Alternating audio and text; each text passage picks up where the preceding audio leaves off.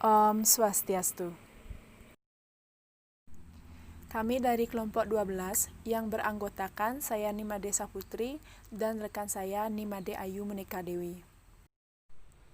Kami akan memaparkan materi tentang penyelesaian audit.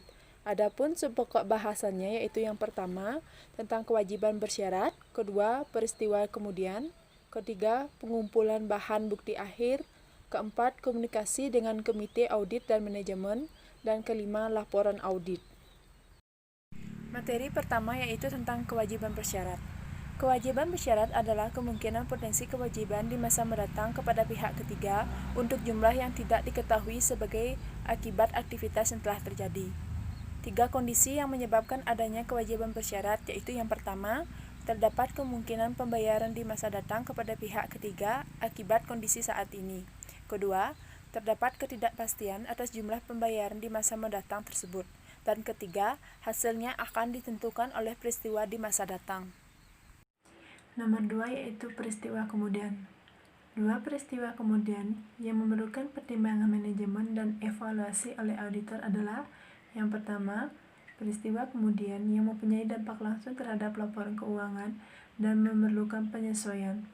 Peristiwa atau transaksi ini memberikan tambahan informasi kepada manajemen dalam menentukan penilaian saldo perkiraan saat tanggal neraca dan bagi auditor dalam verifikasi saldo. Misalnya, pengumuman pelit satu pelanggan akibat memburuknya kondisi keuangan yang saldo piutang usahanya masih outstanding. 2. Peristiwa yang tidak mempunyai dampak langsung terhadap laporan keuangan, tetapi pengungkapan dianjurkan. Peristiwa kemudian jenis ini memberikan bahan bukti atas kondisi yang tidak terjadi pada tanggal neraca yang dilaporkan tetapi sangat signifikan sehingga diperlukan pengungkapan meskipun tidak diperlukan penyesuaian. Misalnya, penurunan dalam nilai pasar efek-efek yang disimpan sebagai investasi sementara atau penjualan kembali.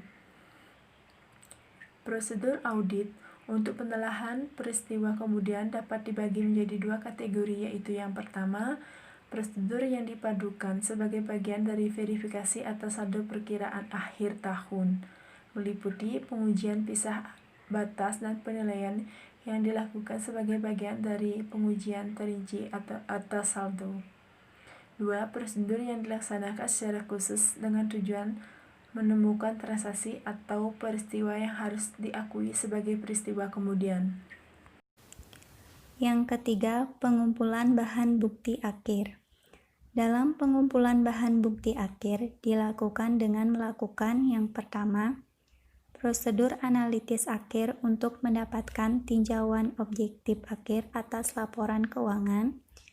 Yang kedua, evaluasi atas asumsi kelangsungan hidup sesuai yang dipersyaratkan dalam SAS 59 untuk mengevaluasi apakah terdapat keraguan mengenai kemampuan klien menjaga kelangsungan hidupnya paling tidak 1 tahun setelah tanggal neraca. Yang ketiga, surat pernyataan klien sesuai SAS 19 yang mendokumentasikan pernyataan lisan manajemen terpenting sepanjang audit dan di tanggal sama dengan tanggal laporan audit untuk menjamin terhadap pernyataan yang dikaitkan dengan penelaan peristiwa kemudian. Yang keempat, membaca informasi lain dalam laporan tahunan.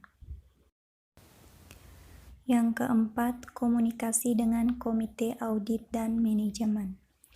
Dalam pernyataan standar auditing atau SAS 53 dan 54, meminta auditor untuk mengkomunikasikan seluruh ketidakberesan dan unsur pelanggaran hukum kepada komite audit atau kelompok sejenis, tanpa memperhatikan materialitas. Tujuannya adalah untuk membantu komite audit dalam melaksanakan peranan supervisi atas laporan keuangan yang andal. Persyaratan ini menunjukkan peningkatan perhatian mengenai tanggung jawab auditor untuk mendeteksi dan mencegah fraud manajemen. Yang kelima, laporan audit. Laporan audit merupakan hasil akhir dari proses audit. dalam laporan audit, maka auditor akan memberikan kesimpulan dari pendapatnya dan hasil dari laporan yang diandalkan dari para pemakai laporan keuangan untuk membuat satu keputusan, sehingga auditor bertanggung jawab atas hasil laporan auditnya. Laporan audit dibuat hanya jika pekerjaan audit benar-benar dilakukan.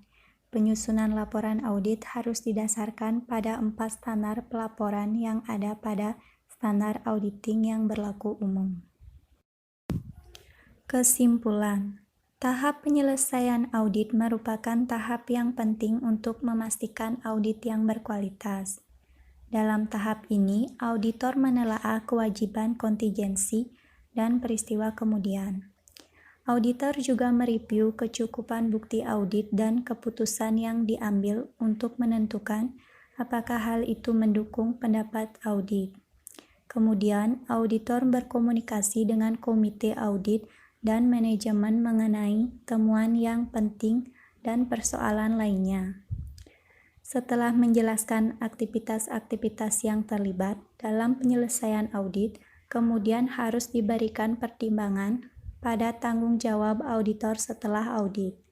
Tanggung jawab ini berkaitan dengan peristiwa yang terjadi sesudah tanggal laporan audit.